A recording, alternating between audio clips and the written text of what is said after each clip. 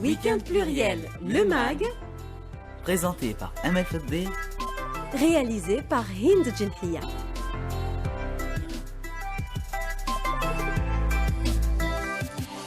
10h04, Madame, Monsieur, bonjour et bienvenue à vous. C'est un réel plaisir de vous retrouver sur les ondes d'Alger Chaîne 3 pour ce nouveau numéro de Week-end pluriel. On est ensemble jusqu'à midi et au programme de votre MAG ce jeudi 8 février, la journée internationale sans portable.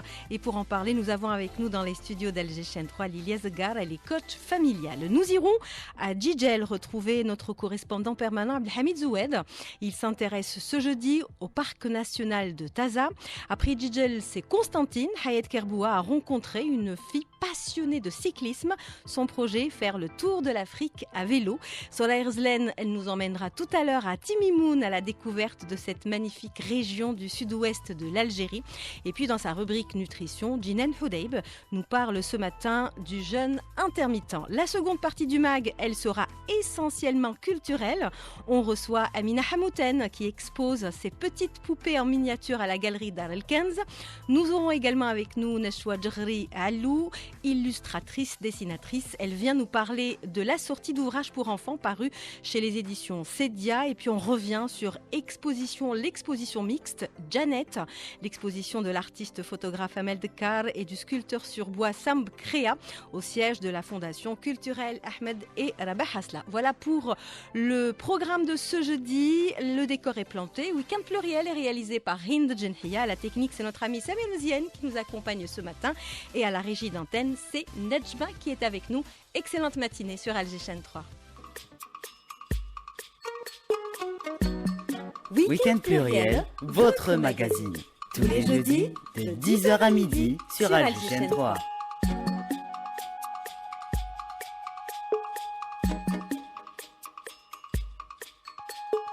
Bienvenue à toutes celles et à tous ceux qui viennent de se joindre à nous. Week-end pluriel, votre magazine jusqu'à midi. Avec moi dans les studios d'Alger Chaîne 3, je vous le disais tout à l'heure, Lilia Zegar, elle est coach familiale. Merci. Et c'est un plaisir de vous avoir avec nous dans l'émission. Bonjour et bienvenue. Bonjour Amel, merci de me recevoir.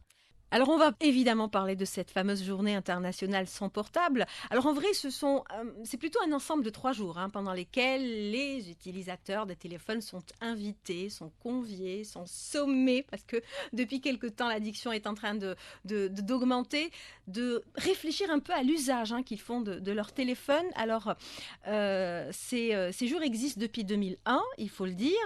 Cette année c'est la 24e édition et ces journées mondiales sans téléphone portable et smartphone. Pour cette année, il est question des réseaux sociaux puisque le slogan c'est My Life en mode écran. C'est vrai que de nos jours, il y a presque plus de vie privée. Vous êtes d'accord avec ça, Lilia Zegar?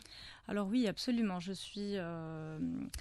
alors aujourd'hui, on a les réseaux sociaux qui sont très présents, mais avant tout, j'aimerais quand même dire qu'il ne faut pas diaboliser non plus les nouvelles technologies. Parce évidemment. Parce que ce qui est intéressant, c'est qu'à l'arrivée du livre dans notre société, il était exactement du même ton. Donc on était très inquiets, on s'était dit à l'époque que la femme allait abandonner son foyer, que c'était catastrophique, et puis bon, finalement non, donc tout est en réalité une question d'éducation. C'est ce qu'il faut retenir vraiment dans ces nouvelles technologies. Alors oui, on est totalement dépendant de ces technologies-là, mais pourquoi Ça aussi, il faut poser la question. Tout à fait. Quelle raison Alors, le smartphone aujourd'hui, il a remplacé 10 appareils. Là, on a fait une moyenne, mais c'est vrai qu'on l'utilise pour tout, pour téléphoner. Déjà, pour téléphoner. Voilà, son premier usage. Le réveil, déjà. Oui, le matin. Réveil. Donc, ça aussi, il l'a enlevé. On lit les journaux à travers aussi le téléphone. On regarde aussi la télé avec aujourd'hui. On l'utilise pour envoyer des mails. Absolument. Donc, les agendas. Voilà. Les agendas également, enfin pour un tas de fonctions. Donc oui, il est normal qu'il soit indispensable aujourd'hui à notre vie. Alors l'addiction au téléphone portable, parce que c'est aussi de ça dont il s'agit, cette addiction, elle a un nom, c'est la nomophobie, une addiction qui impacte la santé de manière générale, alors que l'omniprésence des smartphones dans nos vies appelle à une réflexion sur l'équilibre nécessaire. Vous le dites, il faut utiliser son téléphone de manière rationnelle. Elle impacte aussi donc nos vies de tous les jours. Il y a cette peur d'être séparé de son téléphone mobile qui émerge de jour en jour. On voit des personnes qui n'arrivent pas à vivre sans leur téléphone. Pourquoi sommes-nous si attachés à ce petit téléphone portable, Lilia Asghar? Alors Amel, c'est ce qu'on disait justement précédemment. Donc là, il remplace des objets du quotidien. Il faut savoir qu'aujourd'hui, sur notre cerveau, parce que ce qui est important, c'est il agit sur notre cerveau reptilien. Donc c'est notre cerveau primitif et c'est un réflexe. Donc ce réflexe-là, il fait que on déverrouille en moyenne 110 fois le téléphone. Mais vraiment pour rien. Parfois pour rien, c'est ce que j'allais vous dire. C'est un réflexe. On a ce geste qui est devenu un peu un réflexe. Absolument. On déverrouille, on regarde, on reverrouille, on pose le téléphone. C'est ça. On peut pas se séparer de notre smartphone plus de 10 minutes ou un quart d'heure. C'est ça. Donc c'est pour ça qu'il est intéressant de désactiver les notifications, ça vous pouvez le faire. Pour pas avoir les alertes. Pour pas avoir les alertes, exactement, parce qu'il y a quelque chose d'assez grave quand même, c'est que à chaque fois, là c'est encore une fois une étude scientifique qui le prouve, quand vous êtes en train de travailler, et là c'est un impact aussi sur notre productivité, donc quand vous êtes en train de travailler, que vous recevez une notification, publicitaire ou autre, ou un message SMS, notre cerveau met 1 minute pour revenir. Donc vous voyez, toute la journée, ce qu'on induit à notre quotidien. Donc, tout le temps, nous sommes constamment obligés de répondre à cet objet-là. On perd un temps extraordinaire tous les jours. Alors oui, il y a ça. Il y a aussi, donc vous parliez tout à l'heure de cette dépendance-là, cette addiction-là. Quand on a des personnes qui viennent à notre cabinet et on les voit, ils sont très stressés. Alors vous avez des personnes âgées, par exemple, c'est le téléphone portable, on parle des enfants, des adolescents, des adultes, mais aussi les personnes âgées. Le troisième âge. Très important, parce qu'elles s'isolent vraiment dans cette nouvelle technologie. Elle est créatrice d'énormément d'angoisse également. Donc vous avez des gens, et là vous me direz certainement oui, on se reconnaît tous, vous êtes à 3% de batterie. Eh bien, c'est très angoissant pour quelqu'un aujourd'hui s'il se retrouve à 3% de batterie et il n'a pas de quoi le recharger. Donc, on est affolé. Voilà, affolé, on est perdu. On cherche un chargeur absolument pour pouvoir recharger la batterie de notre téléphone. Le monde s'écroule. Non, le monde ne s'écroulera pas. C'est très juste. Tout va pas du tout se passer. On ne s'inquiète pas, mais vous voyez, cette dépendance-là a créé des angoisses chez les personnes. Donc, excusez-moi, Lilia Asghar, vous parlez d'une dépendance. C'est vrai que chez les ados, les enfants, c'est d'ailleurs dramatique pour les enfants, parce qu'ils ne sont pas censés être en face d'un écran, pas en tout cas avant 3 ans. Donc, les ados, les adultes, parents ou pas, et même les personnes âgées ont une addiction au téléphone de nos jours. C'est de plus en plus... Oui, total. C'est très, très important, vraiment, chez les personnes âgées, parce qu'elles... Alors déjà, quand vous voyez, là, aujourd'hui, la thématique, c'est les réseaux sociaux, donc on y est, là, pour les personnes âgées, pour le coup, puisqu'elles vont à la recherche d'informations. Et là aussi, on revient à l'éducation dont je parlais tout à l'heure. Quand vous dites à la personne que tout ce qui se trouve sur Internet n'est pas forcément vrai, là, vous avez des personnes âgées qui vont à des informations qui ne sont pas vraies et qui vont encore une fois les angoisser. Ils vont penser Ils vont y croire, bien sûr, ils vont y croire. Ils sont seuls toute la journée. Donc, ils sont face à cet écran qui les inonde d'informations, absolument, qui sont pour la plupart fausses. Là, c'est dramatique après. C'est dramatique parce que vous avez des personnes qui vont être très angoissées, qui vont penser qu'elles sont malades aussi, pour beaucoup.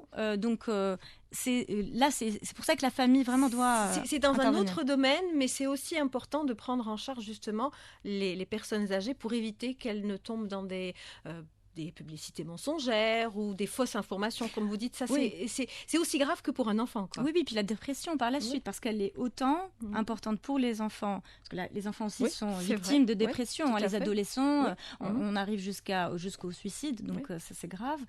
Mais pour les personnes âgées également, elles souffrent de dépression très souvent à cause de ce téléphone qui est constamment dans leurs mains et qui les renferme. Ils sont dans une bulle. Ils sont dans une bulle et c'est dramatique, oui, c'est vrai. Alors oui, on a cette addiction-là, le manque de concentration aussi, Là, personnes âgées, puisqu'on continue de parler de oui, c'est dramatique également. Alors vous avez, ce qui est assez drôle, c'est que vous avez des personnes qui nous disent, je joue au Scrabble, je joue, donc au mot croisé, exactement, pour stimuler, livres. Alors oui, c'est bien, c'est pas, mais tant qu'on reste connecté avec la réalité. C'est tout. C'est que si on a une vie sociale, oui, pourquoi pas, c'est très bien. Puis d'autant plus que on fait une connectique avec des personnes, il y a des jeux qui se jouent à plusieurs et tout, c'est très très bien. Là n'est pas le problème. Mais tant qu'on nous ne sommes pas totalement isolés des autres, tout va très bien se passer. Ça, c'est très important. Alors, est-ce qu'il y a, selon vous, Lilia Zegard, des signes qui pourraient nous alerter, qui pourraient nous faire penser tout simplement que l'addiction est en train de s'installer dans la vie d'une famille, par exemple, des parents qui pourraient peut-être, avec des signes, déceler cette addiction chez leurs ados ou leurs enfants? Alors oui. Moi, je suis coach enfant et famille. Et je travaille avec Ledmia Mbarak, qu'on avait reçu il y a 15 jours. Absolument. Pour le Moonsflore. C'est ça. Qui est psychologue, clinicienne et psychothérapeute, exactement. Et on a mis en place des ateliers thérapeutiques pour accompagner les futurs parents et familles à travers différentes thématiques. Nous leur donnons des outils afin de retrouver l'équilibre nécessaire au sein de leur famille. Alors, en quoi ça consiste, vous me direz? Donc, on travaille sur, par exemple, les compétences émotionnelles, donc le stress, par exemple, peu importe chez les enfants ou pas, mais les enfants essentiellement, la colère, la confiance, etc.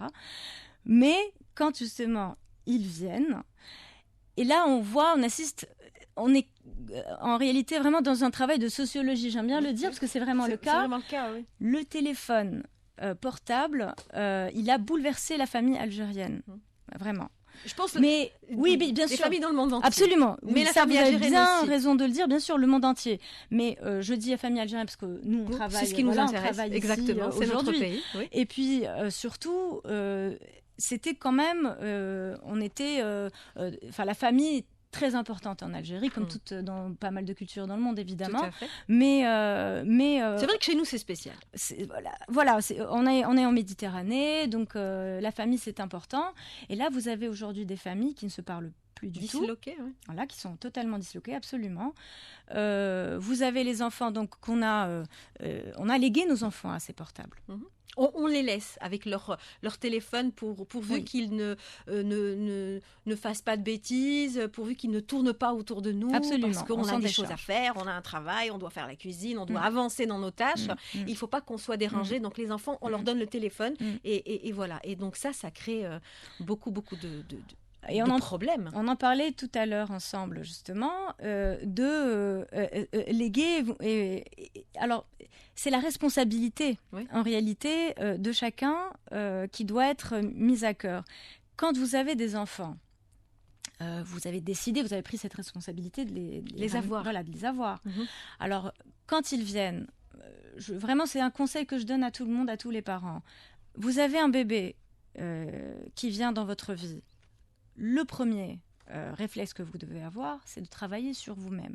Donc, si on n'apprend pas à nos enfants que nous, déjà, on est l'exemple des enfants. Ils nous regardent constamment. C'est du mimisme. Ils essaient à chaque fois de faire ce qu'on fait nous. Donc voilà, exactement. On est leur premier exemple. On apprend par les actes et non par la parole, de toute façon. Donc du coup, quand vous avez des parents qui viennent, c'est un bébé, ils sont constamment sur leur téléphone portable.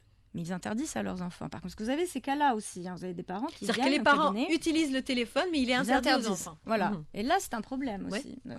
Pourquoi toi et pas moi? Voilà, on les reçoit au cabinet. Et puis, non, c'est pas comme ça que ça se passe en réalité du tout. Vous ne pouvez pas interdire ce que vous faites à vous-même. Exactement. C'est pas possible. Ça ne marchera jamais. Donc, vous devez déjà revoir vos réflexes à vous. Donc, quand vous avez un bébé à la maison, les téléphones, moi, je l'ai fait pour moi-même. J'ai un enfant aujourd'hui qui a 8 ans, et c'est vrai que et il est vrai que mon mari et on vivait avec ma sœur était avec nous aussi à la maison, on vivait tous les trois adultes et un enfant.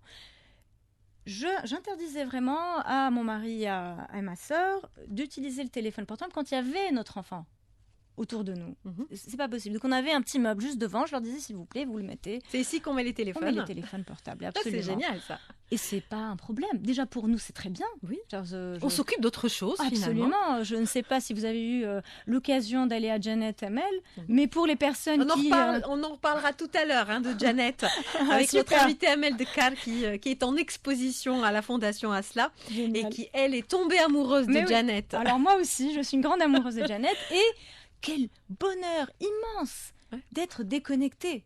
Et je le dis moi-même, c'est vrai, quand j'étais pour la première fois à Janet, j'étais stressée. Je me disais, mais je ne vais jamais survivre sans téléphone portable. C'est pas possible. Mais finalement, vous y avez finalement, réussi. c'est un bonheur immense parce qu'on profite. Là, on vit. On vit l'instant présent. On se ressent sur nous. C'est très important. Oui. Prendre du temps pour soi. C'est essentiel. Si nous ne sommes pas heureux nous-mêmes, on ne peut pas être heureux pour les autres et avec les autres. Et avec les autres, exactement. C'est pas possible. Donc, le téléphone portable, c'est un outil, mais il ne doit pas prendre le dessus sur nos vies. Il faut qu'on soit maître de nous-mêmes. Donc oui, on peut le déposer à l'entrée ou sur un meuble, vous le mettez, le temps de s'occuper de votre famille, de parler entre nous. Entre les conjoints, là aujourd'hui, on voit très bien que les maris arrivent avec leur téléphone portable avant de dormir, et chacun d'ailleurs. De son côté. Voilà, chacun de son côté, tac, tac, tac, et puis au revoir. C'est vrai qu'on peut voir sur les réseaux sociaux, sur Internet tout simplement, des caricatures. Bon, vous allez me dire, c'est très caricatural, je suis d'accord avec vous, mais c'est aussi la réalité de la vie on voit dans un salon une famille, des parents avec leur téléphone, la télé allumée pour personne, les enfants avec leur téléphone et le petit bébé qui ne sait plus où aller et quoi faire. Est-ce qu'il doit regarder la télé? Il doit aller vers ses parents, il doit s'amuser avec ses frères et ses sœurs. Et ça fait très peur. Vous êtes d'accord avec ça, Lilia? Amel, c'est même très très nocif pour le bébé. Là, vous êtes justement, quand on reçoit les personnes au cabinet, moi j'aime bien leur dire on fait des dessins au départ, donc il y a un schéma de la famille. Donc qu'est-ce que vous faites? Et puis on commence à rajouter les écrans, parce qu'il faut savoir que en moyenne, en Algérie, on n'a pas encore les statistiques réelles, mais dans le monde en tout cas, il y a 5 minimum écrans par famille, par foyer. Donc, quand on cumule entre les téléphones portables, les ordinateurs, les tablettes, ça monte très très vite. Très vite, oui. Voilà. Donc, oui, on met la télé en fond sonore pour un bébé. C'est dramatique. Ça, c'est vraiment très grave. C'est pas bon parce qu'il n'a pas, avant 3 ans, il n'a pas la capacité de comprendre tous les sons, les bruits, ça l'agresse énormément. Ça le stresse beaucoup et ça ne sert vraiment à rien. C'est vraiment il va rien apprendre de toute manière. Inutile totalement. Il faut stimuler l'imaginaire des enfants. C'est très important. Si on ne stimule pas cet imaginaire-là, quand on dit qu'il faut laisser l'enfant s'ennuyer, oui, vous avez des parents aujourd'hui qui font 10 000 cours par jour à leurs enfants, plein d'activités, du sport, de la musique. Absolument. Il faut pas qu'il ait un temps pour lui. Oui, exactement. Mais c'est très nocif pour un enfant. C'est pas bon du tout. Il faut le laisser créer. Il faut qu'il puisse... C'est grâce à l'ennui qui va mettre en marche ce processus de la création artistique, entre guillemets. Oui, mais pas que... Mais la création dans la tête. C'est de la création de l'imaginaire. Voilà. De l'imaginaire, après, justement, arrive ce processus où l'enfant peut vraiment composer, comprendre déjà son monde à lui. Oui, tout à fait. J'avais assisté en 2015 à une conférence d'une orthophoniste. Donc c'était à Paris, et cette dame faisait partie d'une confrérie pardon, j'ai oublié le terme, mais d'orthophonistes, voilà, ça me revient, d'orthophonistes européens qui avaient fait une étude. Ils disaient, ça faisait déjà 7 ans qu'ils avaient remarqué que les enfants qui venaient au cabinet n'arrivaient pas à interagir avec le monde. Donc, problème linguistique et aussi de communication visuelle. Ça ne marchait pas. Alors, ils se sont posé la question, on a fait des recherches et puis on comprend pourquoi. Le pourquoi, c'est que vous avez des adultes donc, qui donnent des téléphones portables, pensant bien faire, parce qu'ils vont leur donner des émissions pour apprendre les langues, parce qu'ils vont apprendre l'anglais, ils vont apprendre plein de langues. Mais sauf que quand un orthophoniste vous dit que la parole, le mot, s'apprend par l'émotion, tout est dit. Vous ne pouvez pas enseigner un enfant avec une voix robotique. Il ne comprend pas le sens. Il va le répéter, certes. Oui, mais ça va conduire à plein de problèmes après, des blocages peut-être. Il ne les comprend pas, donc il ne pourra pas les utiliser au bon moment. Il ne comprend pas le mot. Il va apprendre le mot sans comprendre son sens, sans sens. Pouvoir l'utiliser au bon moment. Donc exactement. Voilà, c'est vraiment inutile. C'est impossible. Donc oui, là, il faut, encore une fois, que les adultes comprennent vraiment, c'est très important, il faut s'occuper de ces enfants, il faut interagir, il faut parler avec eux. Et les écrans sont vraiment interdits, mais vraiment avant l'âge de 3 ans. Et par la suite, après 3 ans, vous avez des paliers. Nous, on travaille sur les 3-6, puis les 6-9, 9-12 et 12+. Alors on va en parler dans un petit moment de ces paliers d'âge parce que c'est très important de savoir que on le répète, mais on ne le répète peut-être pas assez. Avant 3 ans, l'enfant ne doit pas être exposé à aucun écran, même pas la télé, même pas les cantines, même pas les chansons, rien du tout. Il faut que les parents parlent aux enfants pour qu'ils puissent apprendre la parole, comme vient de le dire Lilia Sgal. Vous restez avec nous et je vous emmène, si vous le voulez, vous qui êtes passionnée de la nature, vous avez dit que vous étiez tombée amoureuse de Janet. Je vous propose de découvrir le parc national de Taza. Là, on va à Djidjel retrouver Abdelhamid Zoued qui nous parle de ce joyau environnemental dans la corniche djidjilienne. Le parc de Taza, c'est absolument exceptionnel. Allez, on part retrouver Abdelhamid Zoued.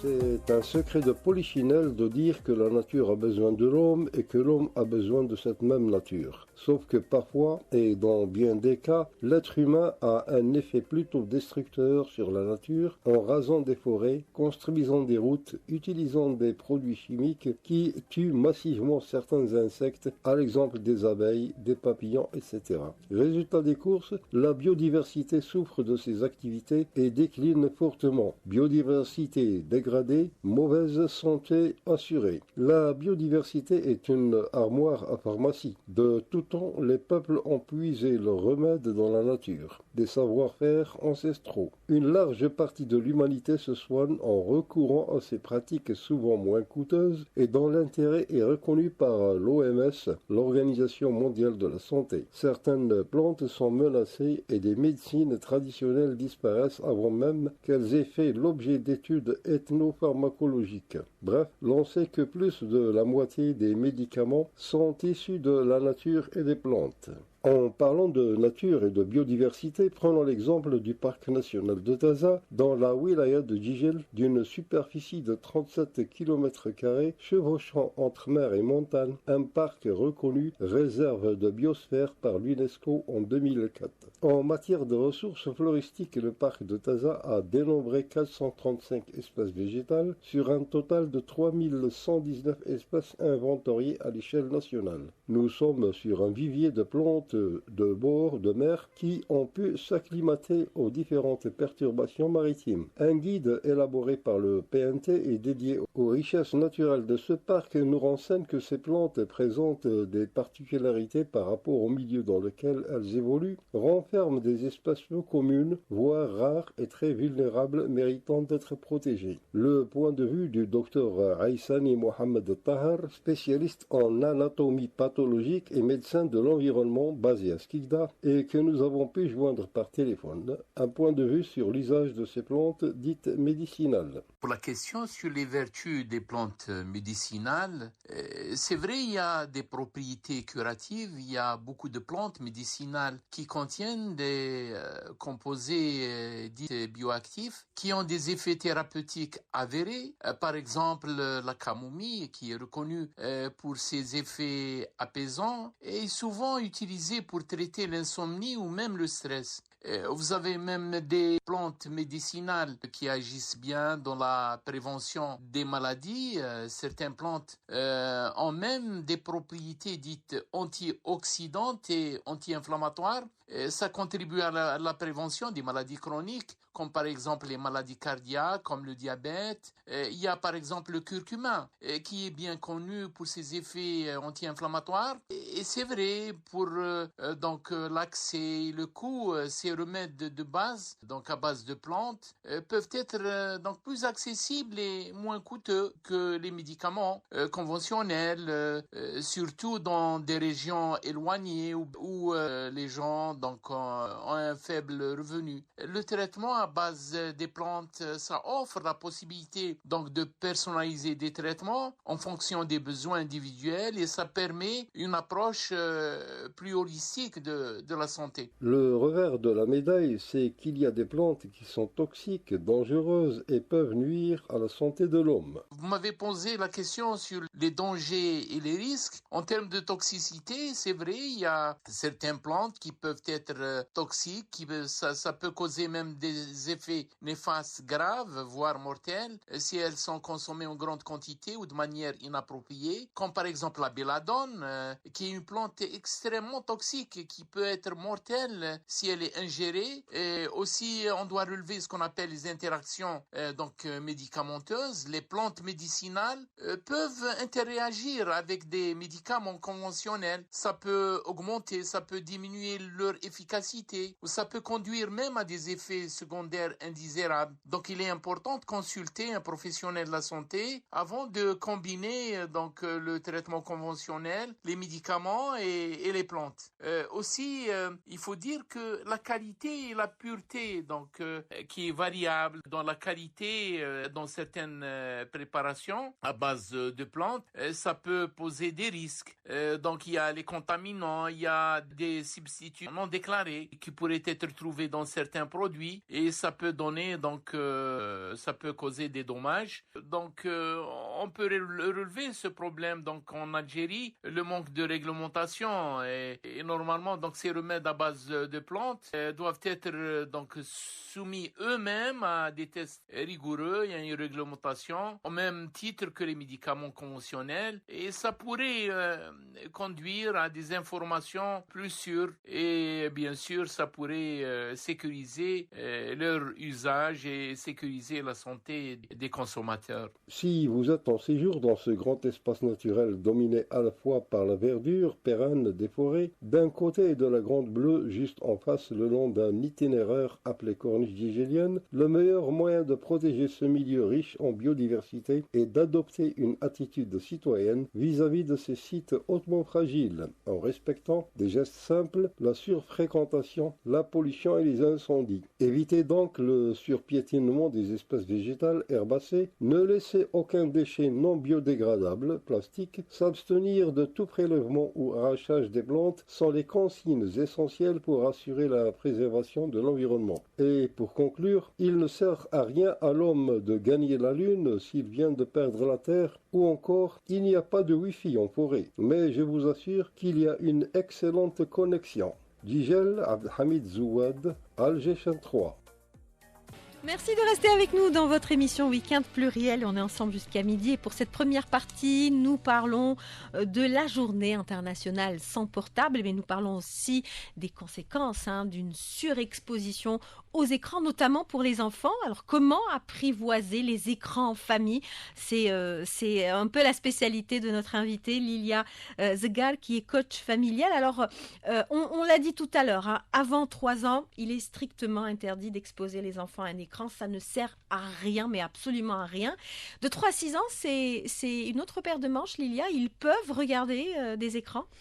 Alors oui, avant de vous répondre, j'aimerais citer McLuhan.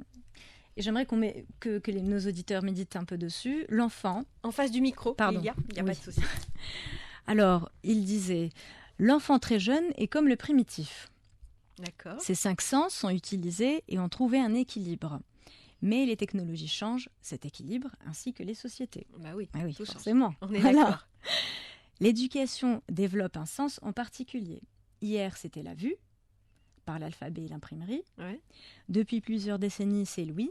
Ouais. D'ailleurs, nous y sommes là aujourd'hui à la exactement. radio. Et désormais, c'est notre système nerveux central. Sa perception est programmée autrement par un autre média. Voilà, donc il faut vraiment méditer dessus pour voir l'impact que vont avoir plutôt ces nouveaux médias. Donc oui, avant 3 ans, ce n'est pas recommandé du tout. Voilà, alors c'est très clair. Je dirais, voilà, il faut jouer, il faut parler avec votre enfant. Il faut sortir. Il faut passer du temps, c'est ce qu'on disait tout à l'heure. Le jeu est important entre 0 et 3 ans. Est extrêmement important. Vous voyez, quand un bébé prend un objet, le met dans sa bouche, on lui dit cré. Mais c'est sa façon à lui de découvrir le monde. Hein. C'est comme ça qu'il comprend la main texture. Et la bouche. Oui. Mais c'est comme ça qu'il comprend la texture de l'objet et qu'il va mémoriser. Là, en termes vraiment de développement humain, c'est le moment extraordinaire pour notre cerveau d'emmagasiner un maximum. Donc oui, les sens sont démultipliés à ce moment-là, il faut les laisser. Donc si vous le mettez face à un écran, eh bien vous effacez toute cette mémoire. Et c'est pas bon du tout. Donc, vraiment prendre conscience de ça. De 3 à 6 ans, c'est une autre histoire ? Alors, de 3 à 6 ans, l'enfant a besoin de découvrir toutes ses possibilités sensorielles. Voilà. Et Emmanuel aussi, bien sûr. Okay. Mais, c'est encore un enfant, il a besoin de toucher. Mais il faut, alors là, c'est un point aussi important, éviter à cet âge-là les télés dans les chambres, dans sa chambre à lui. C'est-à-dire, s'il a une chambre, l'enfant, ne pas mettre un écran dans sa chambre. Ça, c'est très important. Et si vous avez votre enfant qui est gardé par des personnes à la maison ou vous le déposez chez vos grands-parents, alors là, on commence à l'âge où on peut mettre un pacte avec son enfant. Donc, vraiment, il faut parler avec lui. C'est très important. Lui expliquer pourquoi est-ce que l'écran est nocif. Moi, je l'ai fait pour mon enfant, ça s'est très bien passé. Il n'est pas pour autant fou, il ne m'en veut pas. Bien au contraire. Et tous les enfants qui ont eu ces conseils-là, un enfant est intelligent, il comprend. Oui. Voilà. On lui parle, il peut comprendre les choses. Il comprend, voilà. Il ne faut pas le prendre pour un enfant qui ne comprend pas du tout. Au contraire. Voilà, absolument. Ils sont très intelligents. Absolument. Donc, il comprendra parfaitement que c'est nuisible pour lui. C'est tout. Et donc, du moment qu'il le comprend, il l'acceptera. Voilà. Mais si on vient avec l'autorité... c'est non, parce que j'ai décidé. Parce que j'ai décidé, voilà. Là, ça ne marchera pas. Ça posera problème. Évidemment. Donc, non, il faut expliquer à l'enfant pourquoi. Et si donc vous le laissez... alors, oui, je parlais d'un contrat d'impact entre nos enfants. Donc, à cet âge-là, c'est 1 demi-heure par jour, pas plus. C'est important, encore une fois. Si vous le laissez à vos parents ou à une babysitter ou autre, c'est important que tout le monde comprenne votre éducation. Vous communiquez aussi avec eux. Donc pas d'écran non plus chez les grands-parents ou chez les nourrices. Alors j'y viens justement parce que c'est pas non plus évident. Nos auditeurs vont nous dire elle est bien sympa Lilia, mais c'est pas si évident que ça. On peut pas tout contrôler. Oui, ils ont raison. On peut pas tout contrôler. Donc on peut dire à toute personne extérieure à nous, je ne suis pas d'accord, je veux que ce soit 1 demi-heure par jour, pas plus. Mais on connaît nos parents aussi, et on sait très bien qu'ils vont faire les choses en cachette. Et c'est là où c'est dangereux, par contre. Donc là, ce n'est pas grave. Si l'enfant, quand vous le laissez chez les grands-parents, et qu'il regarde un dessin animé pendant 2 heures, parce que ça arrivera, bon, il le fera, et c'est pas très grave, parce que c'est de temps en temps. Donc, par contre, ce qui est important, je souligne, c'est que ça doit se savoir. Donc, c'est en accord avec vous, avec l'enfant et les grands-parents. Donc, pas de cachotterie, c'est très important. Parce que si l'enfant, vous lui dites, si les grands-parents lui disent « Tu auras le droit de le regarder, tu sais, mais tu ne le diras pas à tes parents, c'est tout, c'est notre secret. » Là, c'est dramatique pour un enfant. Parce qu'il aura un poids lourd qu'il devra c'est le pacte qu'il a fait avec ses parents et le secret s'il le trahit, qu'il va garder. Et s'il le trahit, c'est vraiment, dans le mental d'un enfant, on s'en rend pas compte. Pour nous, c'est rien du tout, mais pour un enfant, c'est dramatique. Donc non, attention, faire attention à ça, ne pas lui faire porter Alors, il nous reste 6, 9, 9, 12 et après 12 ans, si vous le voulez. Alors, je vous invite, avant de parler de ces tranches d'âge, et on devra aller vite puisqu'il ne nous reste plus beaucoup de temps, je vous invite à aller à Timimoun, sans bouger de votre siège, chère Lilia, à la découverte de l'Oasis Rouge avec notre amie Soraya Erzlen.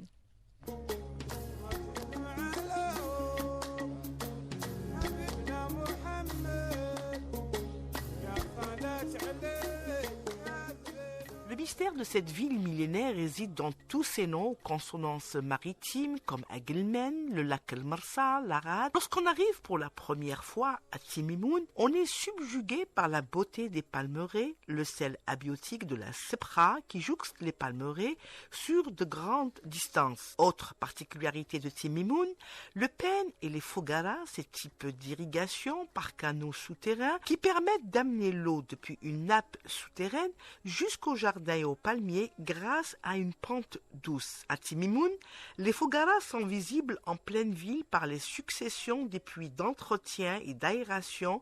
La distribution se fait par ces pennes. On entame notre balade par un circuit d'environ 60 km dit circuit du Gourara. Il part de Timimoun en suivant les berges de la Sebra et permet de relier une quinzaine de villages. Sur place, le spectacle est féerique. Succession d'oxors aux formes étranges, de dunes de l'Ergue au loin, puis la fameuse Sebra blanche éclatante sous le soleil. Timimoun, c'est aussi Massine, spécialisée dans la poterie, le Kef Gabsa et son vieux Ksar Bedriyen où l'on fête la fin de l'été. Tlalet culmine au-dessus de la Sebra, Irzer et sa Qubba de Sidi Abdelrahman. À 30 km de Timimoun, il y a aussi le village Irzer, un havre de paix où se trouve une grotte qui sert de refuge aux habitants en période caniculaire. Si vous faites escale à Timimoun, n'hésitez pas à faire un saut à l'ancienne ville. Les couleurs ocre qu'elle arbore lui viennent du sable, mais aussi de l'argile qui a servi à l'élévation de ses constructions,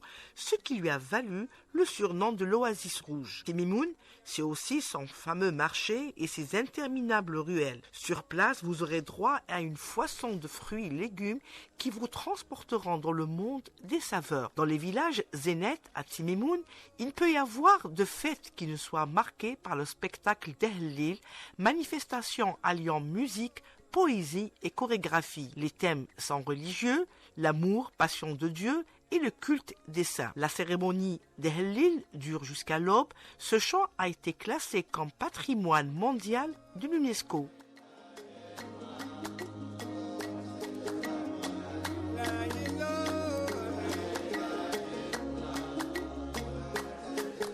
Parler de Timimoun et écouter du Ahlil me permet de vous dire que demain, dans l'émission Mizen, vous avez rendez-vous avec Emin Fedala à la réalisation et Emel Fouddi à la présentation de l'émission. Et on parlera justement de cette magnifique musique qui est Ahlil. On revient à cette journée sans téléphone portable et des dangers que ça peut produire. Mais comment justement essayer de trouver des terrains d'entente finalement avec nos enfants quand ils sont tout petits? On peut peut-être pouvoir imposer ou, comme vous le disiez tout à l'heure, Lilia Zgar, qui est coach familial, on peut avoir des pactes avec nos enfants, mais quand ils ont entre 6 et 9 ans, ça se complique. Alors, ça se complique non, pas vraiment. Toujours pas, puisque tant qu'on dialogue et qu'on explique, pour moi, il n'y a jamais de complications. Non, d'accord. Vraiment pas. Non, donc même entre 6-9 ans, entre 6-9 ans, on peut parler, on peut avoir des pactes. Oui, absolument. Tout se passe très bien entre 6 et 9. Toujours pas télé dans la chambre, évidemment. Les consoles de jeux aussi, je déconseille fortement d'avoir les consoles de jeux individuelles. Jeux individuels, c'est bien d'avoir une console où on joue tous ensemble. Oui, ça permet la sociabilisation. Tout à fait. Absolument. Mais pas, voilà, seul, c'est toujours, encore une fois, un danger. C'est pas bon. Donc voilà. Mais c'est l'âge aussi 6-9 ans où vous avez les enfants qui vont commencer à voir les téléphones portables chez leurs copains, même si vous l'interdisez, mais les autres le font pas forcément. Donc vous apprenez à ce moment l'intimité à l'enfant. C'est très important. Ce que c'est que son corps, comment est-ce que... Voilà, il faut qu'il comprenne que son intimité ne doit pas être divulguée devant tout le monde. Parce que vous avez des enfants qui se prennent en photo, qui les postent. Donc ça, c'est important de l'expliquer aux enfants. Après, on a les 9-12 ans. Oui.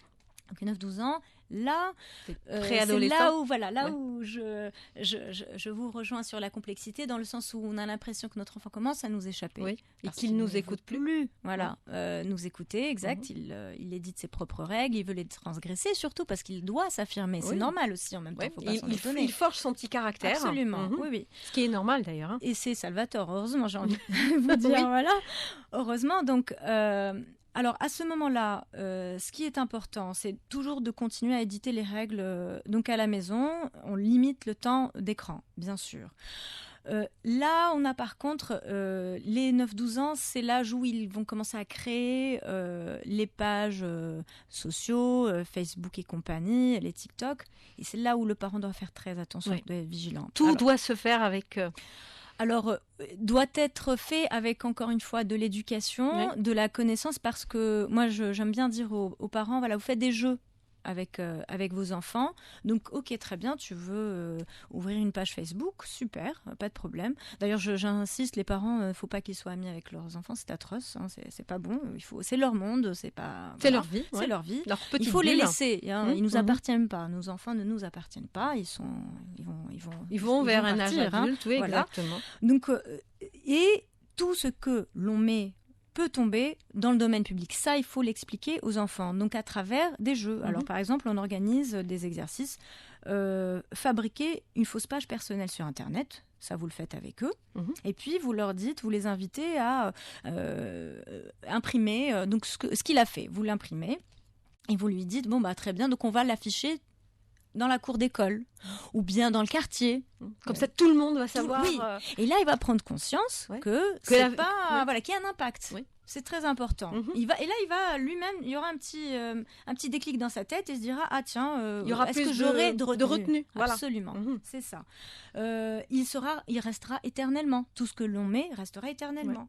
Donc là aussi, vous faites des exercices avec lui. Alors pour le faire sensibiliser, par exemple, vous pouvez lui montrer un dessin ou un dessin qu'il a fait à l'âge de 2 ans, par exemple un gribouillis comme ça. Horrible dessin qui pourrait... Exact, et vous lui dites on poste ça sur Internet. On va le poster ça. Il va vous dire non, bah, j'ai 12 ans, je vais pas poster un gribouillis comme ça. Et là, vous lui dites, oui, mais tu sais que ce que tu mets aujourd'hui, tu as 12 ans, très bien, mais peut-être que dans 10 ans, là, il va rester. Mais est-ce que tu vas l'assumer dans tant d'années, etc. Donc c'est vraiment les aider à prendre conscience des choses réellement. Voilà. Exactement, c'est ça. Donc ça, c'est vraiment très important. Et puis aussi leur apprendre, là on va faire le parallèle entre les personnes âgées et nos enfants. Donc ce que tu mets sur Internet, ok, mais ce que les autres mettent n'est pas forcément la vérité non plus. Donc ça aussi, c'est important de leur enseigner, parce qu'on prévient les dépressions. Absolue, et que les gens se mettent toujours donc dans le beau côté, c'est l'irréel total. On ne va pas se mettre avec les cheveux en pagaille, etc. Donc, et là, on prévient les dépressions parce que les gens ont l'impression que leur vie est nulle, qu'ils ne savent rien faire, non. Donc ça aussi, c'est important de l'enseigner. Et il y a aussi les 12 ans et plus. Et il y a les 12 ans et plus. Alors, les 12 ans et plus, là, on a un cran supérieur en prévention. Donc, et ça, il faut vraiment être très vigilant. Vous allez avoir des petits curseurs comme ça de sécurité où vous pouvez télécharger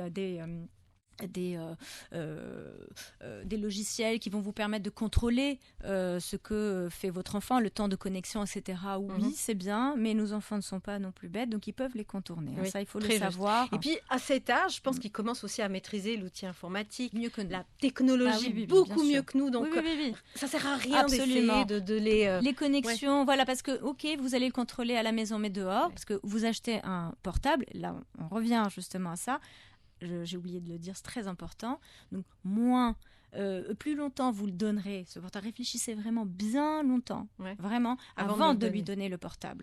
Il y a aujourd'hui ce qu'on appelle les stupid phones, ça existe. Si vous êtes anxieux de savoir ce que fait votre enfant à l'extérieur, parce qu'on travaille tous effectivement et qu'on a peur qu'il arrive quelque chose, c'est utile, mais on n'est pas obligé de leur donner tout de suite un smartphone, parce que smartphone veut dire ouverture sur Internet, ça peut tout de suite dégénérer. Vraiment, réellement. On est adulte, on sait ce qu'il y a à l'intérieur, donc ça dégénère, c'est grave.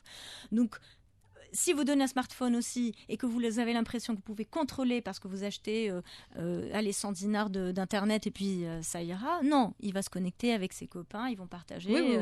Donc, encore une fois, plus on attend, mieux c'est. C'est vraiment très important.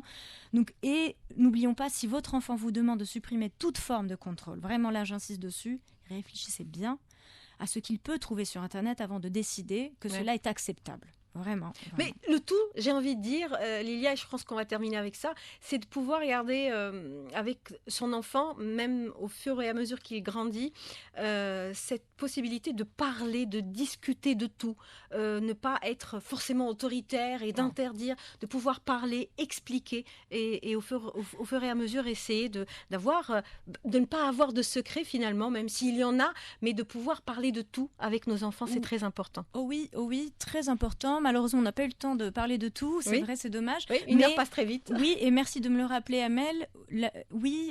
Quand vous laissez votre enfant regarder un film, même quand il est tout petit, ou il a regardé Petit ours brun, admettons, il vient à table.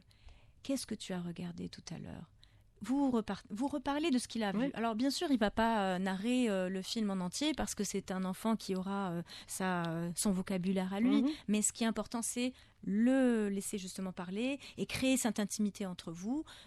C'est très important parce que c'est une valeur extrêmement importante pour l'avenir de nos enfants et notre famille. Lilia Zegar, ça a été un plaisir de vous avoir avec nous. C'est vrai que le temps est passé très vite en votre compagnie, mais vous revenez quand vous voulez. Merci. Les studios d'Alger Chaîne 3 vous sont largement ouverts. Oui, vous voulez rajouter quelque chose ? Quand l'écran s'éteint, la vie s'allume. Et vous pouvez nous retrouver aussi sur les ateliers thérapeutiques. On se fera plaisir de vous renseigner. Merci beaucoup. Merci mille fois à vous d'être venus. Ça a été un plaisir de vous avoir.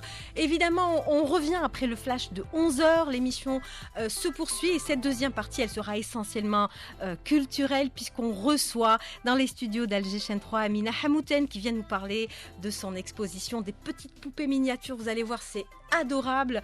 C'est à Dar el 15. On aura le plaisir d'avoir aussi Amel Dekar qui est en exposition à la Fondation Asla et qui vient nous parler de l'expo Janet. Et puis nous aurons aussi avec nous Neshwa Djohri Alou. Elle est illustratrice et elle nous parle justement des livres pour enfants qu'elle illustre avec beaucoup d'intérêt. Merci de rester avec nous. On revient juste après le flash.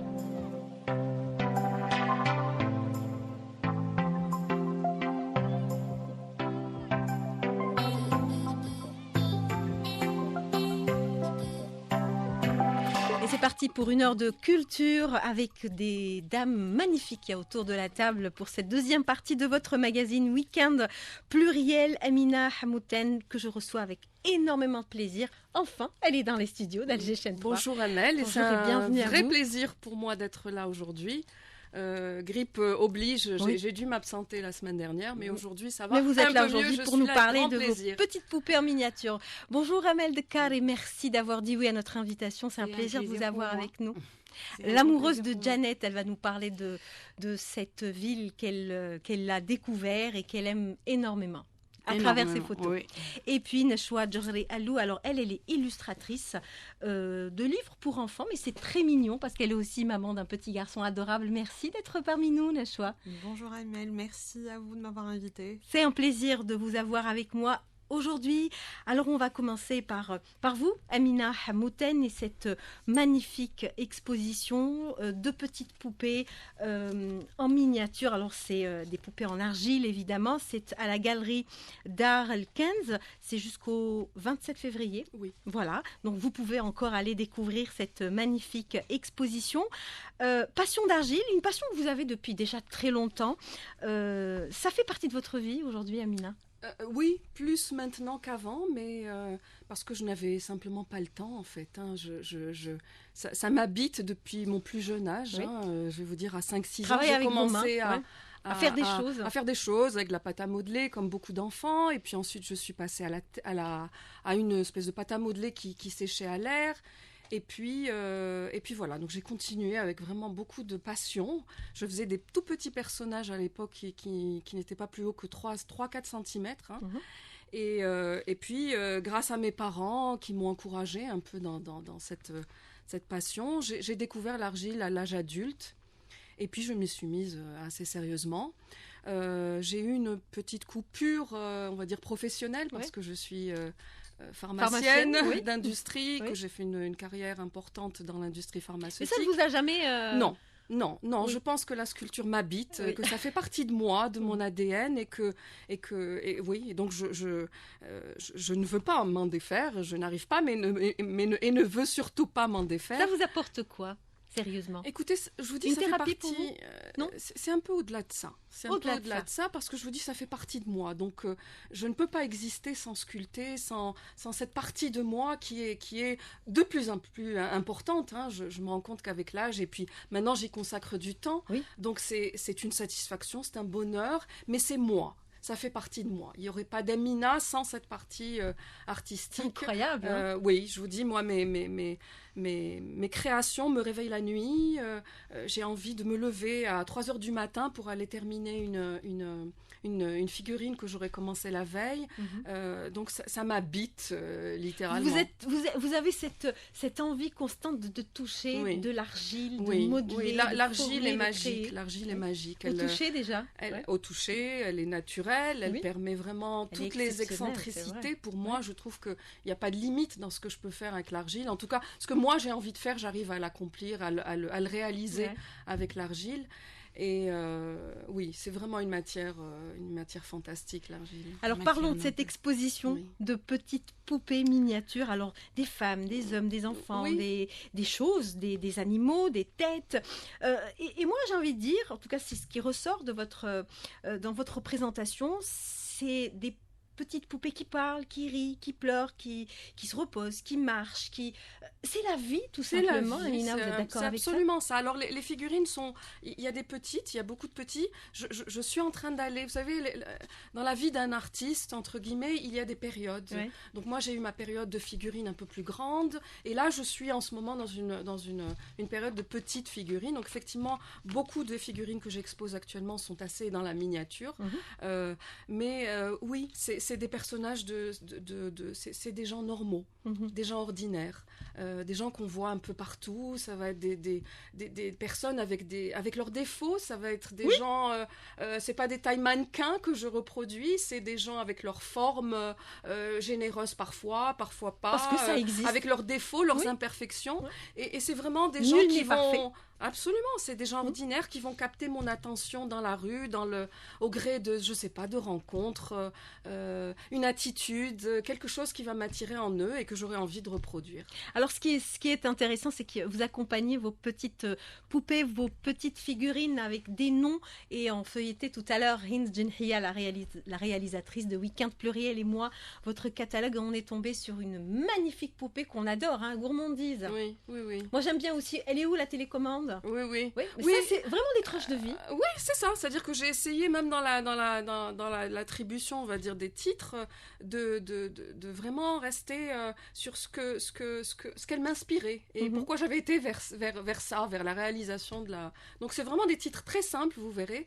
Mais moi, c'est ce qui m'ont évoqué. Hein. Je vous dis l'attitude, la posture, voilà. Mais ce qui est sûr, c'est que vos poupées n'ont pas de visage, Amina Hammoutane. Oui, elles n'ont pas Pourquoi? de visage. C'est difficile à expliquer. Hein. On pose tout le temps la question. Oui, mais je vais vous dire, moi, elles sortent comme ça. Hein. Elles viennent comme ça. Mais je pense que je donne l'accent à l'attitude, à la posture. Je pense arriver à exprimer de la tristesse, de la joie, de l'agacement, enfin, différentes émotions à travers l'attitude sans le visage. Sans le visage. Et puis peut-être c'est aussi laisser aux l'amour, personnes qui viennent regarder bien sûr. votre exposition, découvrir vos petites figurines, peut-être leur donner tout simplement toute la latitude de pouvoir, elles, mettre un visage sur ces poupées. Absolument. Hein, vous êtes d'accord avec ça? C'est très bien dit, bravo. Alors moi, je vous le disais, j'adore gourmandise, j'adore Où est la télécommande, j'adore pyjama. Mais il n'y a pas que ça aussi. Ce qui est formidable, c'est que vous êtes aussi intéressé au patrimoine algérien, à la tradition algérienne. On retrouve par exemple thé à la menthe, un touareg qui sert du thé, ça c'est beau. Il y a Tamrat, il y a le Karako. Donc le patrimoine vous inspire aussi? Bien sûr, je veux dire, il fait partie de moi, donc forcément il transparaît sur mes sculptures. Ce n'est pas c'est une partie assez, on va dire, marginale de mon travail, hein, parce que le reste est assez moderne, plutôt moderne et contemporain. Mais oui, j'ai eu en tout cas une période tradition où j'avais vraiment envie Oui, de retrouver. Et puis vous avez vu, il y a un karakou, il y a une gandora constantinoise, il y a un peu le patrimoine algérien dans toute sa grandeur et sa splendeur. Oui, toute sa diversité. Il est tellement grand en plus. Mais c'est quelque chose que vous aimeriez encore explorer, Amina, à travers ces figurines? Oui, peut-être le moderniser, donner une petite touche. Vous avez vu que j'ai introduit de la mosaïque. Oui. Oui, absolument. Et même l'Afrique, tiens. On l'oublie pas, l'Afrique est très présente. Il y en a aussi. quelques-unes. Il y a d'ailleurs l'Africaine qui est représentée il y a un personnage qui s'appelle l'Africaine. Oui, magnifique. C'est tout ce qui m'influence en fait. Pourquoi pas, en tout cas, apporter, comme vous dites, une touche de modernité, une exposition absolument à découvrir au niveau de Dar el Kenz à Bouchaoui. Donc c'est jusqu'au 27 de ce mois. Alors on parlait tout à l'heure, à l'instant même, de votre petite figurine, le telgui qui sert du thé était à la menthe. Vous êtes parti au sud. Oui. Vous, il y a une région qui vous a spécialement marqué ou pas? J'étais à Tamanrasset, j'étais à la Sécrème, j'étais fascinée. Je veux dire, Madame en parlera bien sûr. Elle a parlé de Janet dans un petit moment. Mais oui, c'est fascinant. C'est des paysages lunaires qui vous marquent forcément. Forcément. Bien sûr. Alors, on va écouter une très très belle chanson puisqu'on va parler de Janet dans un petit moment. Janet, c'est la ville chère au regretté Atman Bali. Et voici un magnifique titre de Atman Bali justement, Janet bin Ljbel.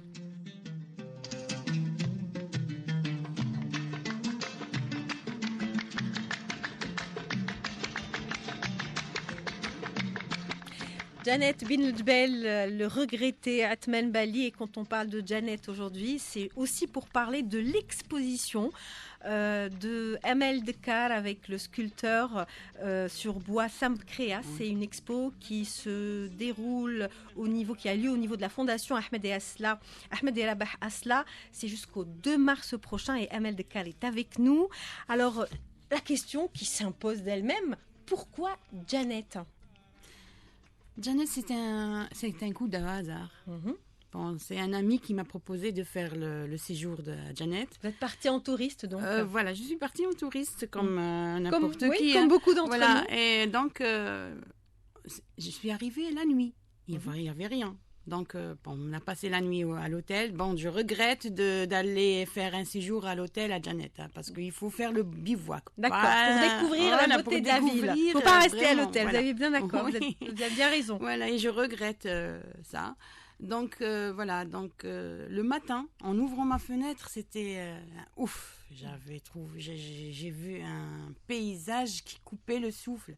J'ai vu des dunes avec des enfants qui skiaient. Et c'était le matin, il y avait l'ombre, il y avait c'est l'ombre chinoise. Voilà, désolée. C'est l'ombre chinoise des enfants qui descendaient les dunes. C'était magnifique. Voilà. Et en commençant le séjour, là, je suis tombée vraiment amoureuse de Janet. Voilà. Et donc, vous êtes dit, je vais prendre des photos? Non, je suis allée pour prendre des photos comme un touriste, comme n'importe qui. Et je pensais même pas faire une... Mais qu'est-ce qui vous a poussé finalement à faire cette expo à Amel Dekar? C'est parce que les photos, elles étaient tellement, j'ai envie de dire, qu'elle parlait d'elle-même, que vous aviez envie de partager ça avec un public? Au début, non, je voulais garder mes photos à moi. Voilà. Et Camille Asla, c'est le directeur de la fondation. Il m'a proposé de faire une expo. Un de ces jours, il m'a proposé de faire une expo. Et je revenais justement de Janet. Je me suis dit, je vais foncer, je vais faire l'expo de Janet. Et je lui proposais et je cherchais même pas un autre titre. Janet. Donc voilà. C'était le titre il a été vraiment content. Donc j'ai commencé à faire l'exposition. Alors il y a 45 les préparatifs photos pour l'exposition. 45 photos. 45 photos. Mais j'imagine que vous n'aviez pas au départ 45 photos et ça doit être compliqué de sélectionner. Et si je vous dis que j'ai 2000 photos de Janet, seulement le nord de Janet, pas Janet. 2000 photos. Voilà. Et comment on fait la sélection lorsqu'on doit faire une exposition? C'est difficile. Comment vous avez fait, Amel? C'est difficile. Je suis restée 5 mois à préparer cette expo. Ah bah j'imagine, 2000 photos, c'est pas évident. Pouvoir faire l'expo, et je voulais aussi accompagner chaque tableau. Oui, tout comme notre amie Amina accompagner chaque tableau par des petites étiquettes et où il y a une petite citation. Des fois, je prends des citations de poètes ou là, des écrivains. Des fois, c'est juste un titre. Et c'est moi. Non, et des fois, je mets moi ce que je ressens. On peut citer des titres si vous voulez bien, Voilà. cher Amel de Cal. Il y a éphémère, il y a douceur, la vie, il y a mémoire. Oui. C'est ce que vous avez vécu à Janet? Oui. J'étais vraiment en symbiose avec la nature de Janet.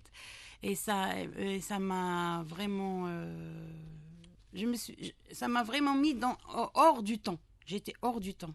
Alors, vous avez aussi parlé de vos rencontres à Janet, puisque vous avez rencontré les personnes qui habitent cette ville. Oui, les nomades, les Ils habitants. sont exceptionnels. Ouais. Ils sont vraiment... ils ont leur propre monde de vie. Ils sont accueillants, ils sont chaleureux, surtout les femmes. Bon, le campement, il est occupé en général par les femmes. Les hommes sont à l'extérieur. À l'extérieur, sinon c'est des ils bougent, ils restent pas. Voilà. Oui. C'est des nomades. Vous avez bien raison de le dire. Non, les femmes elles sont prennent installées, vraiment en charge le campement. C'est elles qui ont en charge ils finalement dirigent, les familles. Oui. Tout simplement. Et c'est de très belles rencontres qu'on retrouve en fait dans vos photos. Alors vous êtes accompagné pour cette exposition d'un sculpteur, donc Ben Osman, sculpteur sur bois. Comment on travaille à deux une exposition? Il y a une certaine complémentarité dans ce que vous avez fait, dans ce que vous proposez? Moi, je lui ai proposé de faire l'expo avec moi parce que je trouvais que son travail était vraiment se mariait vraiment avec le mien. C'est un très bon designer, un bon designer, un très bon sculpteur. Donc je lui ai proposé, il n'a pas hésité, et il m'a même créé 2 sculptures. Qu'on retrouve à l'expo. 3 sculptures. Donc il a fait 2 lampes.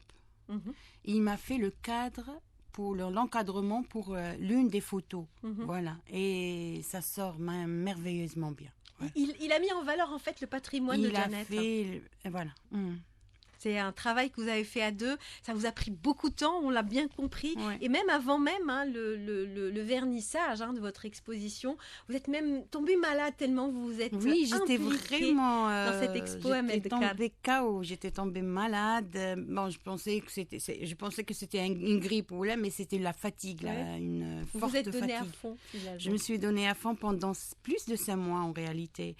Et c'était merveilleux. C'était une très belle expérience, voilà.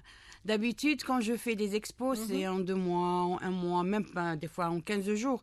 Mais celle-là, je voulais qu'elle soit réussie, qu'elle plaise au public et que je pousse aussi les gens à aller à Janet et à aller au sud, voir le sud. Vendre la destination Algérie à travers ces photos de Janet, c'est exceptionnel. Est-ce que vous avez envie d'y retourner du coup? C'est sûr. Là, c'est sûr. Là, si vous me demandez, j'ai dit à votre collègue, on me demande là, à aller à Janet, je lâche tout et j'irai sans hésitation. Magnifique. Janet qui est dans votre cœur. Beaucoup de gens le disent quand ils ont vu Janet ou Tam aussi, la Scrème, beaucoup de gens le disent. Quand on voit une seule fois ces paysages, c'est marquant. Oui, c'est marquant et on a envie d'y retourner. Ça marque, oui. Et à chaque fois, on découvre d'autres choses finalement parce que c'est tellement beau qu'on ne peut pas voir tout sur un seul voyage. Donc, vous y retournerez peut-être encore une fois pour nous ramener 2000 photos et une exposition possible plus juste après. En tout cas, c'est exceptionnel. Une expo qui va durer jusqu'au 2 mars, Amel Dekar. Et ça se passe au niveau de la Fondation Ahmed et Rabah Hasla. Allez, on va parler nutrition, si vous le voulez bien, chères auditrices, chers auditeurs.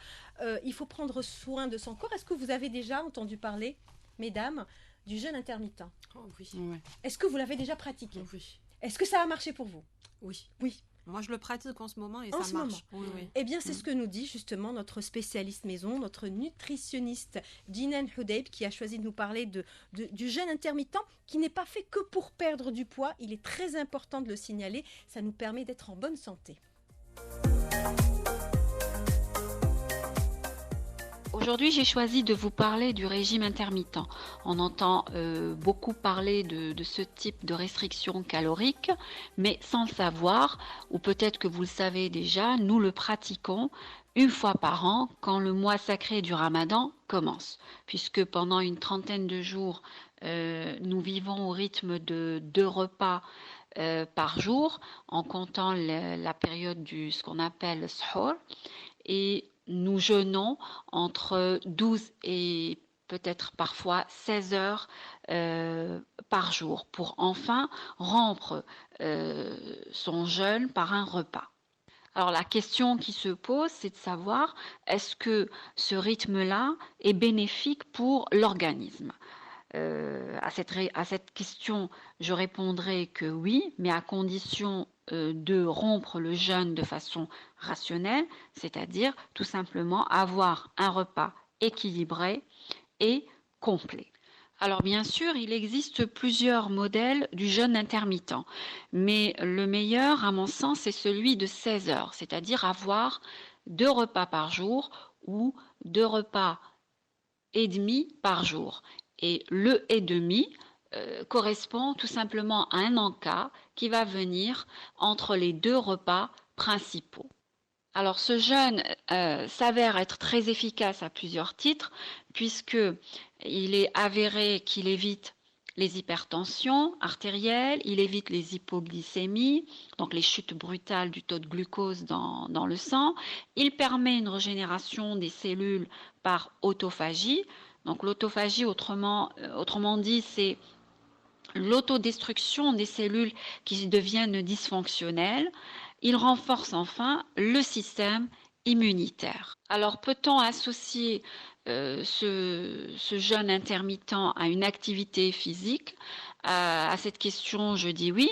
Lorsque vous l'associez à une activité physique et que vous vous exposez au froid par des bains d'eau froide, eh bien il devient un allié anti-âge très puissant. Donc je peux vous dire que le modèle à 2 repas et demi par jour peut se pratiquer de façon ad vitam aeternam, parce qu'il n'est pas contraignant sur le plan physique par rapport à d'autres modèles, comme le modèle du repas par jour. Le modèle à 1 repas par jour a beaucoup d'effets secondaires avérés, comme la perte de masse musculaire lorsqu'on le pratique pendant une longue durée, la déshydratation, l'hypotension.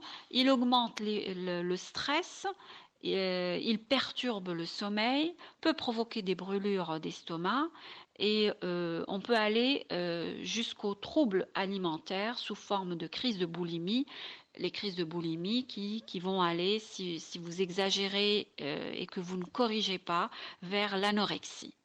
Alors en résumé, le bon compromis, c'est le jeûne intermittent à 2 repas par jour ou 2 repas et demi par jour, avec une alimentation équilibrée et complète. Et une dernière remarque, il faut savoir que les restrictions caloriques, comme ce genre de régime, sont interdites chez les diabétiques de type 1. Enfin, le régime intermittent vous permet de perdre du poids. Merci à Jinan Houdaib pour toutes ces précisions. Et c'est vrai que le jeûne intermittent nous permet de bien se sentir dans sa peau et d'être en bonne santé finalement. On doit absolument l'essayer. Hind Jinhia, on commence la semaine prochaine, promis ? Avant le mois de Ramadan en tout cas. Allez, on va parler à présent de Neshwa Djerialou, illustratrice, dessinatrice aussi, oui. d'histoire pour enfants, tout spécialement, mais pas que. Moi j'ai envie de dire, aujourd'hui c'est vrai qu'on va parler des 3 livres jeunesse parus aux éditions Cédia. J'ai envie de dire, c'est différent peut-être, vous qui aviez déjà dessiné on parlait du sud tout à l'heure avec Amel Dekar, donc des natures du sud de l'Algérie, des paysages du sud de l'Algérie, mais c'est différent d'illustrer des livres pour enfants. C'est tout autre chose. Moi, j'essaye de garder le même procédé. Mm-hmm. Ce que je fais, en fait, la différence dans mon travail, c'est que c'est le public auquel il s'adresse. Mm-hmm. Les tranches d'âge, en fait, j'adapte mon style en fonction de la tranche d'âge des lecteurs. Mm-hmm. Et ça prend beaucoup de temps à mettre sur papier un petit personnage. Ça dépend, il y a des fois des textes qui m'inspirent et d'autres où j'ai du mal un peu à trouver un départ. Je fais toujours de la recherche, graphique ça aide avant. beaucoup, ça j'imagine. aide. Surtout que je travaille souvent sur les paysages et les costumes algériens. Je rejoins peut-être sur ces deux points-là Amel et Amina, nos autres invités. Donc oui, ça dépend. Il y a des fois, le dernier livre, j'ai dû le faire en 9 jours.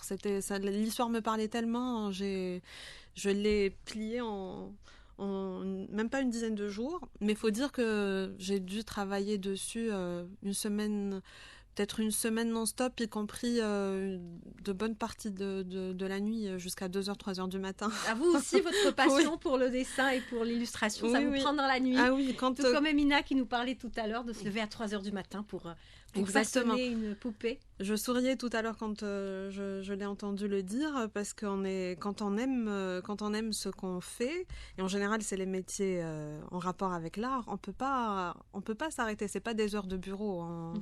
On est lancé, on n'a pas de limite. Et quand vous faites votre petit personnage, j'imagine que vous travaillez tout le temps en collaboration avec l'auteur du livre que vous illustrez. On peut en parler des 3 livres sortis aux éditions Cédia. Alors il y a Le Petit Escargot et la Tortue. C'est bien ça. Il y a Hikayat Tawabil, ça c'est un livre en arabe, donc l'histoire des épices. Et puis il y a l'histoire du petit garçon et de l'ogre. C'est bien ça. Alors les 2 premiers que vous avez cités sont des illustrations des textes de Fatima Bakhay, et le dernier c'est Zoubeida Mamria. Alors je travaille en collaboration avec l'éditeur ou l'éditrice la plupart du temps. Je fais les premiers croquis, les premières recherches graphiques, les recherches de personnages, et j'envoie et j'attends la validation. On peut en discuter, reprendre. Des fois on me suggère quelques idées, quelques détails, et j'intègre ça au dessin. Et il est très important de proposer, par exemple pour le petit garçon et l'ogre, les dessins, c'est mettre en avant des Algériens et des Algériennes, on est d'accord, c'est très important tout ça. Oui, bien sûr, surtout que je suis devenue un petit peu la spécialiste des contes algériens et des contes traditionnels. On m'appelle souvent, quand il y a une histoire qui se passe en Algérie, on fait souvent appel à moi pour ça, parce que je fais attention à respecter les costumes, j'intègre des textiles de chez nous, des paysages de chez nous. Oui, c'est important pour que les enfants puissent se projeter, les enfants algériens puissent se retrouver dans les personnages qu'on leur propose. On en parlait tout à l'heure avec notre invité de la première partie du magazine. Quand on doit partager avec nos enfants, c'est vrai que c'est pourquoi pas une soirée de lecture et on doit se retrouver dans les livres que l'on propose aux enfants. Vous avez déjà été, par exemple, confronté à un refus de l'éditeur ou de l'éditrice, que le dessin que vous proposez ne correspond pas et que vous avez dû refaire tout le travail?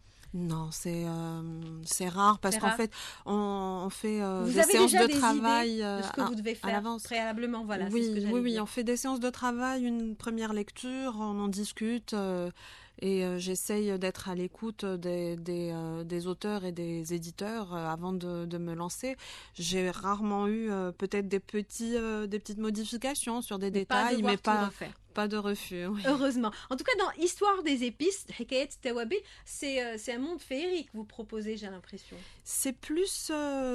c'est pas féerique, ça se passe, je dirais, à l'époque ottomane, parce qu'il s'agit d'une princesse algérienne. Et ça raconte l'histoire de l'invention de Ras el Hanout. Donc c'est une épice qu'on met toute. Un mélange, voilà, c'est un mélange. Oui, oui.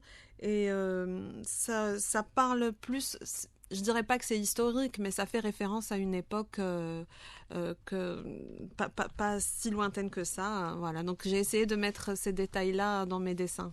Alors, est-ce que vous avez, je pense que vous l'avez déjà fait dans les bandes dessinées, illustrer vos propres histoires, mais pour un livre, vous n'avez jamais, j'ai envie de dire, tenté l'expérience, Nechwa? Non, j'ai jamais écrit de texte pour enfants. J'ai déjà écrit des scénarios de bandes dessinées que j'ai illustrés. Mais pas de texte pour enfants. Peut-être qu'un jour je me lancerai. Moi, je dis que vous êtes maman d'un petit garçon de 5 ans. Oui, c'est bien ça. Je crois qu'on peut être inspiré par nos enfants, n'est-ce pas, Amina? Ah oui, complètement. Complètement. Le monde dans lequel ils vivent, parfois, je veux dire, nous contamine. Et puis c'est bien, c'est un monde très agréable et sain. Et tout à fait. Ça nous donne des idées, les enfants. Oui, surtout le mien, il est il a une grande imagination. Il me raconte tout le temps des histoires. C'est pas trop mon genre d'histoire, par contre. Il est très versé horreur et surnaturel. Ah, d'accord, il est gore. Exactement. Mais bon, pourquoi pas, peut-être que ça peut intéresser aussi les enfants. Il faut penser à ce qui pourrait intéresser les enfants. En tout cas, vous avez participé au mois d'octobre dernier au SILA et vous avez rencontré des petits lecteurs. Vous avez fait un atelier comment illustrer un livre. C'était intéressant pour vous, c'était enrichissant, j'imagine. C'était une excellente expérience parce que j'avais mon public entre guillemets devant moi, enfin mon public cible, on va dire, et donc j'ai pu écouter leurs questions, y répondre et essayer de leur expliquer le processus créatif pour la publication, l'illustration principalement d'un livre. Et j'ai eu plusieurs questions très intéressantes. Et les enfants qui aiment dessiner aussi, j'imagine. Oui. Je pense que tout enfant se passionne un peu, a une période de passion pour le dessin. Il faut encourager ça et lui donner les outils pour développer ça, les éloigner un peu des écrans, comme disait votre invité tout à l'heure. Tout à l'heure, dans la première partie du mag. Et le dessin est une excellente alternative. Je pense que toutes les expressions artistiques sont d'excellentes alternatives. Même mettre un appareil à photo à la disposition d'un enfant, c'est lui permettre justement de s'évader de ses écrans et de pouvoir découvrir la vie. Voilà, autrement. Oui. Allez, moi je vous propose une très très belle histoire à découvrir à présent. C'est celle d'une jeune passionnée de cyclisme qui est à Constantine et qui envisage avec son vélo de faire le tour de l'Afrique. Alors c'est un magnifique projet, j'espère qu'elle pourra le réaliser. Elle a rencontré justement notre correspondante sur place, notre amie Haït Kerboua.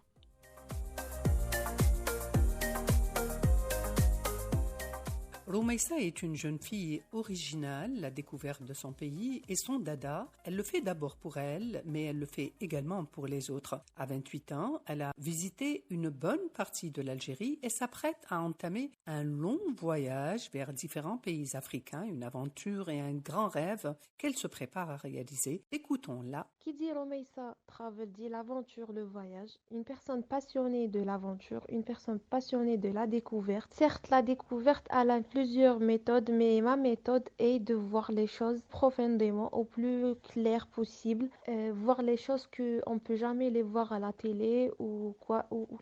Il faut vraiment les vivre pour les voir. Et cette fois-ci, je veux vraiment affronter une aventure vraiment exceptionnelle, une aventure pas comme les autres. Une aventure, Inch'Allah, ça va être la seule fille algérienne qu'elle va la faire. Et le point plus tard et maintenant, Inch'Allah, donc je vais le faire. Voilà. Pour ce tour africain, plusieurs mois seront nécessaires. Pour cela, Roumaïssa cherche des sponsors pour l'aider à boucler ses préparatifs. Et cette aventure, ça va durer 6 à 1 année. Ça se peut plus, je peux pas savoir.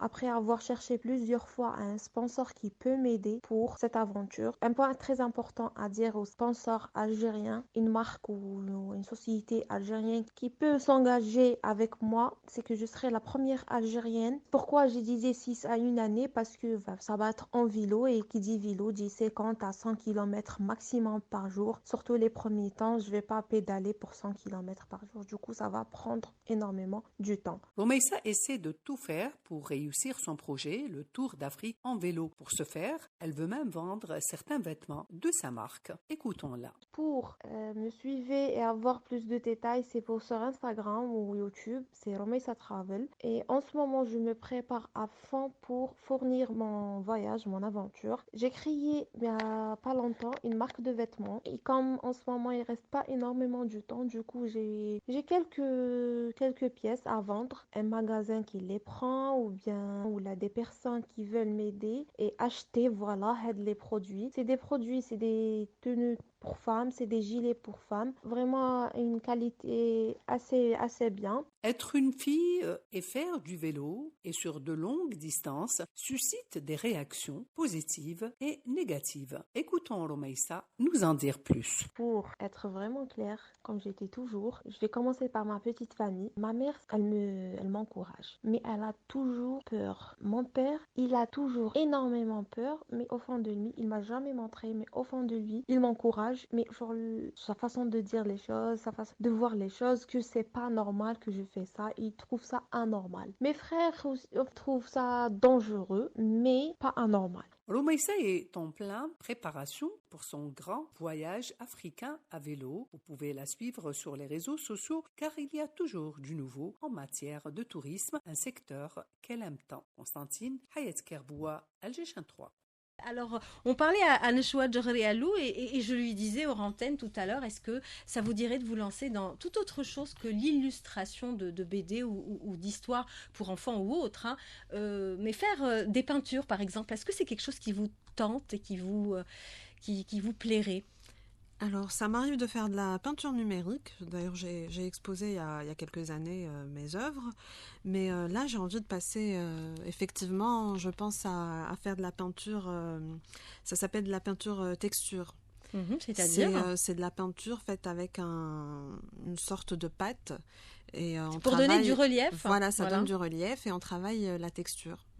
Et après, on rajoute des couleurs ? On peut rajouter, on peut laisser. Moi, j'aime bien les toiles toutes blanches avec juste de la texture ou une sorte de graphisme. D'accord. Mais vous mettez, mais vous faites quoi, des natures, des... Non, quand je fais de la peinture numérique, je dirais pas, c'est du figuratif, un peu surréaliste. Et cette peinture que vous avez envie d'essayer, ce serait quoi ? Là, ça serait plutôt des formes géométriques et vraiment faire un travail sur la texture. Pas évident de trouver parfois l'inspiration. C'est vrai que quand ça nous prend à 3h du matin, on n'a pas le droit de la laisser passer. Non. Mais c'est vrai que c'est pas toujours évident de trouver l'inspiration, Amina. Oui, c'est pas. Elle vient comme ça. Oui, moi je sais que il m'est arrivé d'essayer d'aller vers mon atelier alors que je ne suis pas inspirée, comme sur commande. Et ça marche pas. Ça marche pas. Ça marche pas. Faut attendre que ça vienne et puis que... Oui. Et parfois, c'est ceux qui nous entourent, qui sont tout le temps avec nous, qui nous donnent cette inspiration. Et ce sont nos premiers, j'ai envie de dire, notre premier public, nos premiers critiques finalement. Ça se passe comme ça avec votre famille ? Absolument, absolument. Mes enfants sont les premiers à voir mes sculptures et sont impitoyables avec moi. Mais d'un autre côté, j'apprécie vraiment. Je trouve leur franchise. Non, mais je trouve qu'avec le temps, ils ont aiguisé un peu leur esprit critique. Et j'apprécie. Et puis ça nous aide. Ah, indéniablement. Oui, de pouvoir... c'est, en tout cas, moi, le regard m'est indispensable. Ouais. Ça vous arrive de tout refaire, de tout changer ou de rajouter des choses pour que ça soit mieux ? Oui, il m'arrive. Tout changer, non, mais non, parce que je suis assez têtue dans ma création encore plus. Moi, je l'aime comme ça. Voilà. Mais modifier des petites choses, oui. Neshwa, vous aussi, avec votre petit ? Oui, mon petit, mon mari, ma mère, je leur montre, avant d'envoyer, souvent je leur montre mes travaux avant d'envoyer à l'éditeur. Et oui, mon fils, il mâche pas ses mots. Hein. Ouais.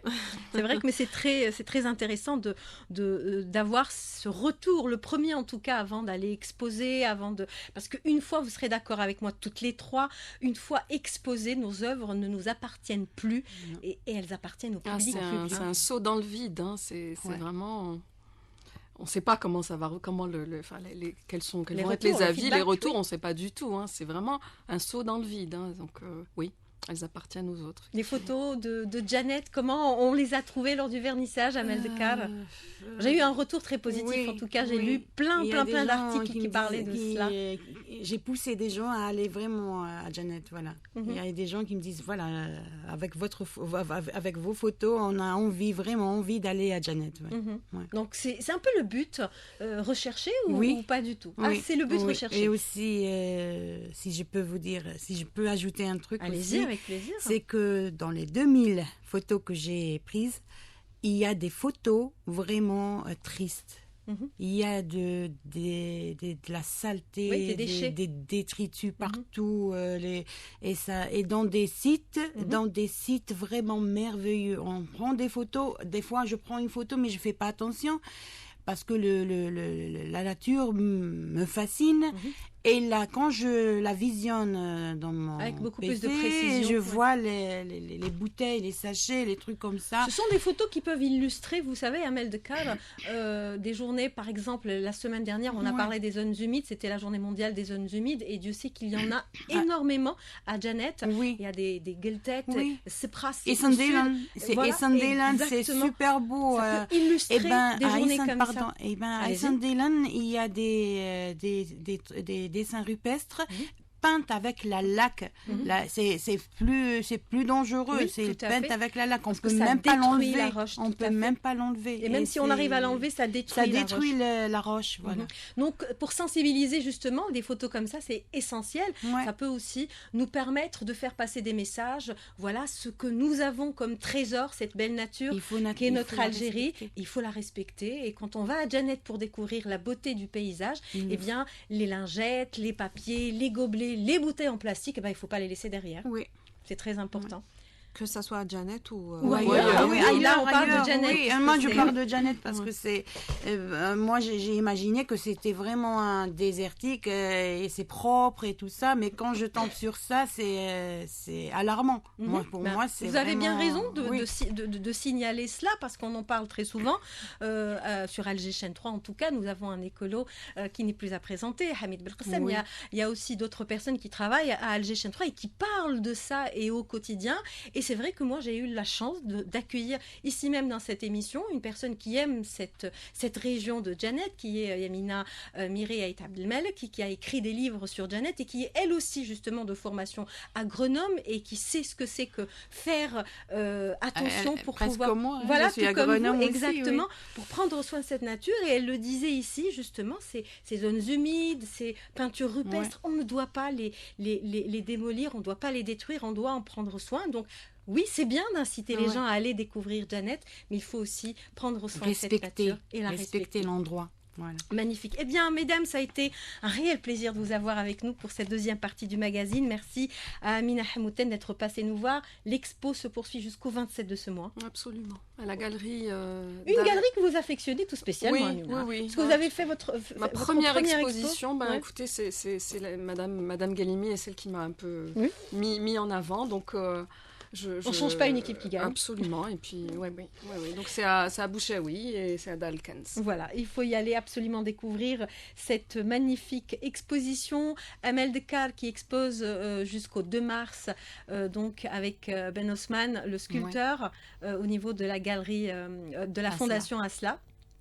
Il faut y aller découvrir ces magnifiques photos. Voilà, il faut y aller. Et notre amie Neshwa qui nous a ramené plein de livres. On n'en a pas parlé, mais ils sont bien exposés devant elle, qui continuent à faire rêver les petits et même les grands. Merci mille fois d'être passé nous voir. Oui, allez-y, Amel.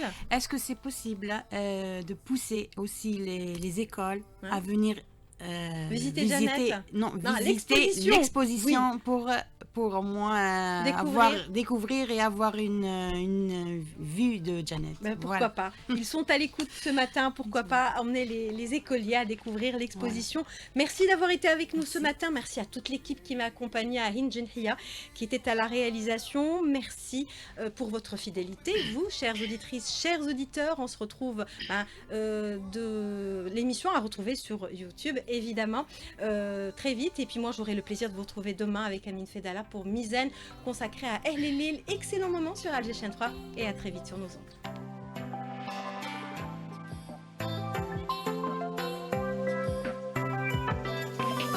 Week-end pluriel, le MAG, présenté par Amel Fadel, réalisé par Hind Jenhia. Week-end pluriel, le MAG, notre devise, c'est vous servir.